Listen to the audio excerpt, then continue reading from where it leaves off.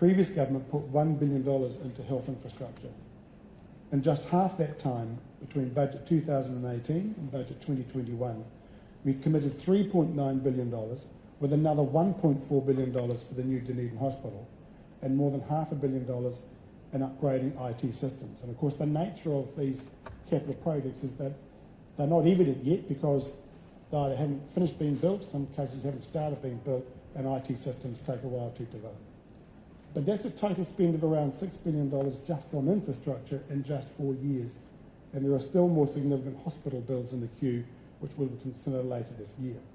I might say on top of that, we've also increased Pharmac's budget by 25% to a record $1.1 billion. You get the picture. We've put a lot more money into health. 20 cents in every dollar now that the government spends goes onto health. But of course, there's more to the public health system than just money. If we're going to honour our election promise of better health for all New Zealanders and keeping COVID-19 out of our communities, we've got to make sure that the system itself is fit for purpose. This is why we are making the changes I announced in April this year. Before I talk about the progress that we're making on those reforms, though, it's important to put them into a larger context. After all, promoting good health and well-being are not solely the preserve of the health system. Indeed, it's a number of other social and economic factors that determine a nation's good health. We know that being able to live in a stable housing arrangement that isn't overcrowded, is warm and dry, and not miles from the community that you live in or are part of, is essential to a healthy life. That's why putting in place good quality, modest housing, as well as a lot more social housing, is such a priority for this government. We have prioritised employment, just holding down a job. That's what drove our decision to provide wage subsidies and other business support during the COVID-19 lockdowns last year. Keeping people attached to their jobs is as much about the well-being of people as it is about economic recovery. We also provided additional economic stimulus to help the economy pick up and keep jobs going. And this week's employment figures are testament to the wisdom of that approach. Safe and resilient water and wastewater systems are also long-term health measures, and that's what's driving our massive Three Waters reform program. Managing our built environment for a better balance with conservation values and taking seriously our moral and humanitarian duty to address climate change are why we're reforming the Resource Management Act and promoting the climate change kaupapa. There are health benefits to all of that as well. Alleviating child poverty, providing lunches in schools, and lifting benefits not only help to restore dignity and improve social cohesion, they also have health benefits. Addressing family and domestic violence, turning Oranga Tamariki into a whānau-centred organisation, improving social integration for our many ethnic and faith communities isn't just about stronger and more resilient families and communities. These are initiatives that are also about better health. The theme for this conference is Building for the Future, Transforming the Health Sector, ka mate kāinga tahi, ko ora kāinga rua, from adversity comes opportunity to make change. In April, I announced the biggest reform of the health system in decades. Our vision is a truly national health service for New Zealand, a system that focuses on treating people before they get so sick they have to be sent to hospital. That strips away unnecessary bureaucracy and duplication, and for the first time starts giving effect to tino rangatiratanga in health. A service in which people get the treatment they need no matter where they live. And a service in which doctors, nurses and other healthcare workers can concentrate on doing what they do best, healing people. Primary health care will be central to the success of the reforms. We've allowed the focus of our health system to drift into specialist care, important as that is, with 3/4 of the government's health spending going to hospitals. It's time to shift the balance. In Budget 2021, we added 46 or nearly $47 million a year to primary healthcare funding so that as our population grows, GPs can continue to provide affordable healthcare to the people who need it most. And while we've got that massive catch-up job in getting our hospitals up to scratch after years of underinvestment, in coming years, I expect a growing share of funding to go to primary and community care. The new system, which entails Health New Zealand, the Māori Health Authority, the revamped Ministry of Health, and the new Public Health Agency, will be in place on the 1st of July next year. Today, I want to give you an update on progress to achieve that. Next month, I will announce the interim boards of both Health NZ and the Māori Health Authority. I was heartened to see more than 300 people have put themselves forward. We've been through a pretty rigorous and robust process to get to these appointments, and for the Māori Health Authority, we had the steering group led by Tā Mason Jury and a number of Māori rangatira who came together, and they have put forward, after a process, their nominated list, and that will go through Cabinet shortly. I will introduce into Parliament next month the legislation needed to put the new public health system in place, and I expect that legislation to be passed by the end of April next year. Consultation has started on the new public health service, amalgamating the existing public health units. We will have a single unified public health service, and with the leadership provided by the Public Health Agency, that will be a distinct unit within the ministry.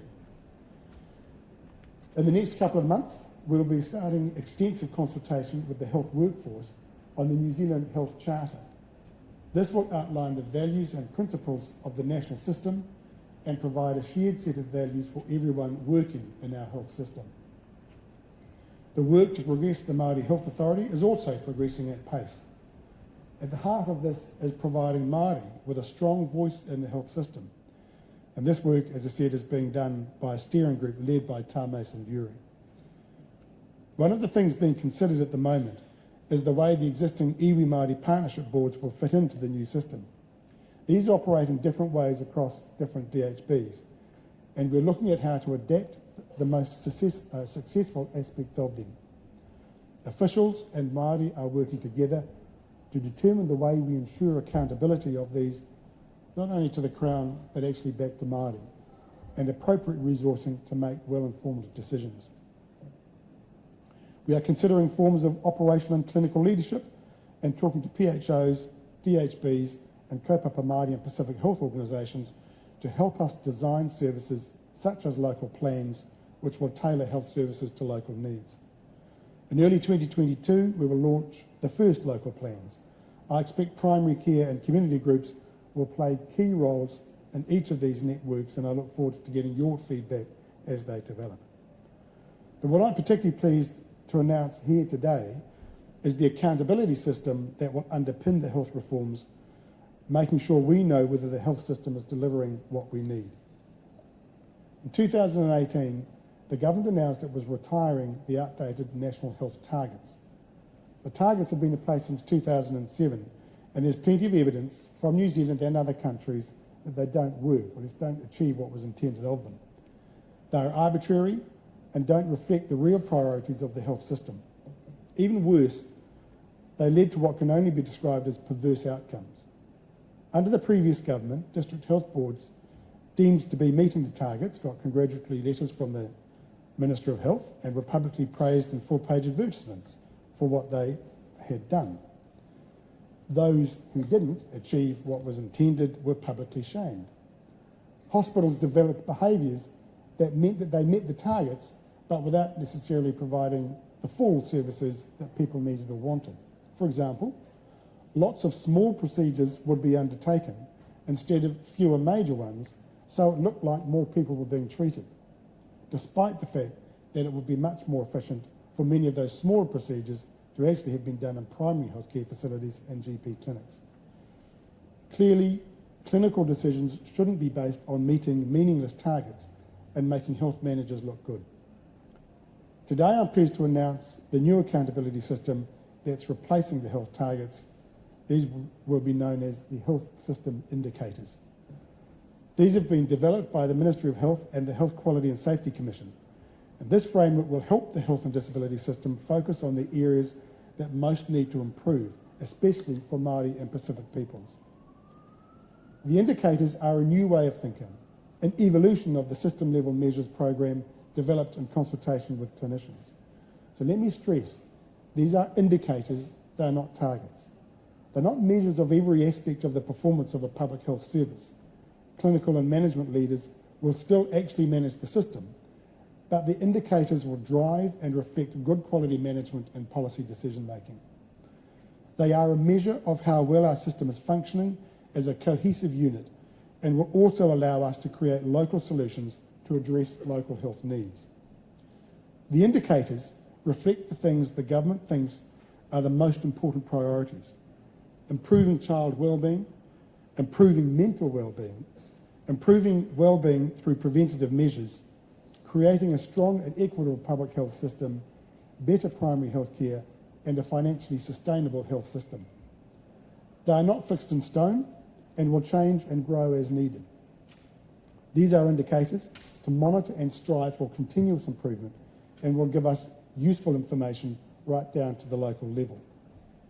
To launch the system, we've chosen 12 indicators that will show us whether we are really achieving our 2020 election promise to future-proof our health and the economy to improve the health of all New Zealanders.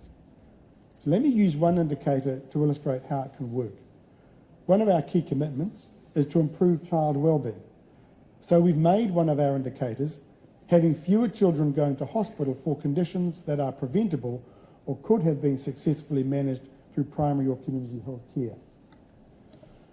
In some parts of the country, that will mean dealing with the rate of childhood asthma and other respiratory problems. In other parts, we will need to concentrate on oral health.